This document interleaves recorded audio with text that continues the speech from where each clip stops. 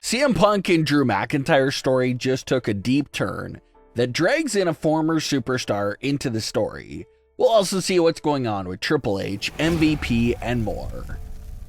Drew McIntyre and CM Punk's story continued this week in several different big ways. Of course, you had the big Clash at the Castle referee moment, but the story heavily continued throughout both Raw and Smackdown. Drew McIntyre quit the company on Raw, and even though fans figured that the quitting angle wouldn't last that long, it was over even faster than everyone expected, because Drew would return barely 4 days later on SmackDown to come after CM Punk. CM Punk had a great homecoming in front of his hometown fans. That homecoming was nearly crushed by Solo Sikoa and the Bloodline, but thankfully for Punk, he was saved by Cody Rhodes. But CM Punk was unable to escape an attack from Drew McIntyre backstage at that same show. Drew made a bloody mess out of CM Punk, carried him out to the stage in front of his hometown fans, and dumped Punk's body on the floor like nothing. And this was a perfect form of revenge for Drew McIntyre, because he did exactly what Punk did to him just a few days before, and that's deliver a big hometown embarrassing moment. CM Punk embarrassed Drew McIntyre in front of Drew's friends and family in Scotland. So Drew returned that same exact motion by taking out CM Punk in Chicago. But arguably, the way bigger issue at hand is the property that Drew McIntyre stole from CM Punk after the attack.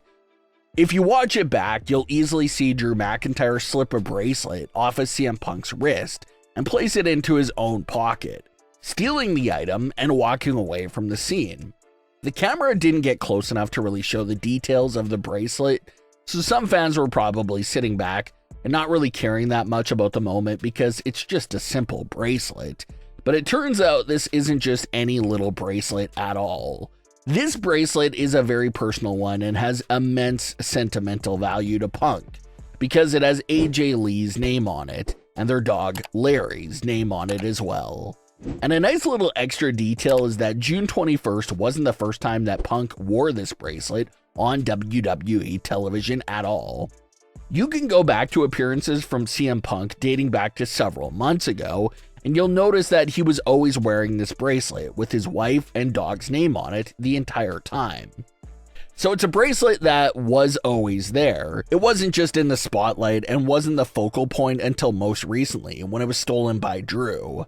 Fans are hyped up about the bracelet becoming a big part of the story, because in a way, AJ Lee's name has been dragged into the feud, and she's now technically this overarching part of the story. Drew stole something that AJ gave to Punk, so she may not physically be around, but in a way, she's now closely involved. Some fans are getting extremely hopeful and wondering if that could lead towards AJ Lee's cameo appearance at the end of the feud. Not a full-fledged return, but even if she appears sort of like Brandi Rhodes did at WrestleMania 40 to celebrate with Cody, that would be a very cool moment and a brief return to see, but it seems unlikely because AJ always says that her schedule is very hectic.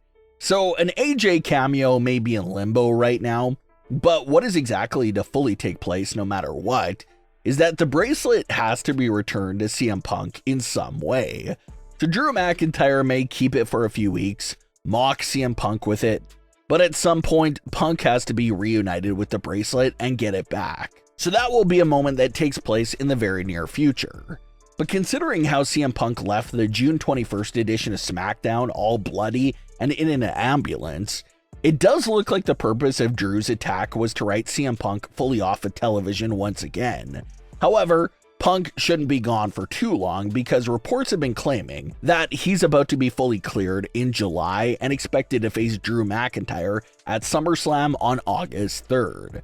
So even though it did look like a serious write-off moment, CM Punk should absolutely return sometime within the next few weeks in July to get revenge on Drew McIntyre, get AJ's bracelet back, and start marching towards their SummerSlam match.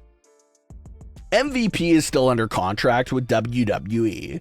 He actually signed a multi-year deal just a few years back, But MVP recently didn't hold back at all and aired out a lot of dirty laundry he had with the company over the mishandling of the Hurt Business faction.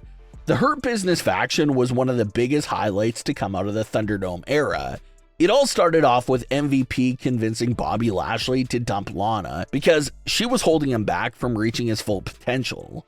Lashley eventually listened to MVP, left Lana, and together they started looking for more members until they fully formed the Hurt Business. MVP did keep his promise to Bobby Lashley and did help him with his first ever WWE Championship, just like he said he would. But if you were watching back then you know it was immediately after Lashley's WWE title win, where logic and common sense just flew out of the window for the Hurt Business. Everyone thought Lashley's title win would strengthen the Hurt Business, make them a great opponent for the Bloodline. But instead, WWE decided to instantly split the group and end them without any proper reasoning right after Lashley won the title.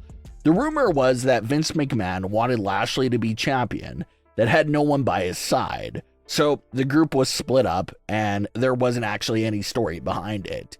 And in the months after that, things only got more weird and confusing.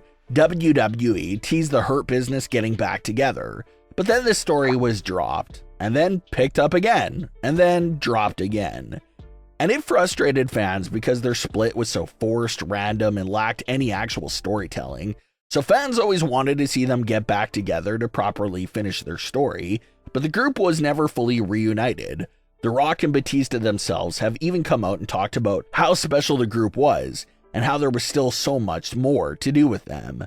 Well, in a recent Instagram post reflecting on the Hurt Business, MVP can be seen in the comment section of that post letting everything air out about the situation. He claims Vince McMahon and WWE never gave him a real reason to why the group was splitting up. And when a fan told MVP that Triple H could fix things and get them back together, MVP revealed that Triple H personally said no to the idea of bringing back the Hurt Business. MVP even agreed and liked to one fan's comment that was talking about how WWE stole the Hurt Business's gimmick and gave it to the Bloodline instead. So MVP was just going in on that post, and he still seems very hurt by how the group ended and how a reunion once again has been turned down. Bobby Lashley has the Pride faction going on in current day, and MVP is still under contract. He's just used in a very limited role along with Omos. So it looks like the best case scenario here would be for Bobby Lashley to reunite with MVP within the Pride and bring in Omos, but it seems like that's as close as things will get for a Hurt Business reunion. But what are your thoughts on today's stories? Leave your comments below. Don't forget to subscribe with all notifications on, and leave a like if you enjoyed. Thanks for watching, guys.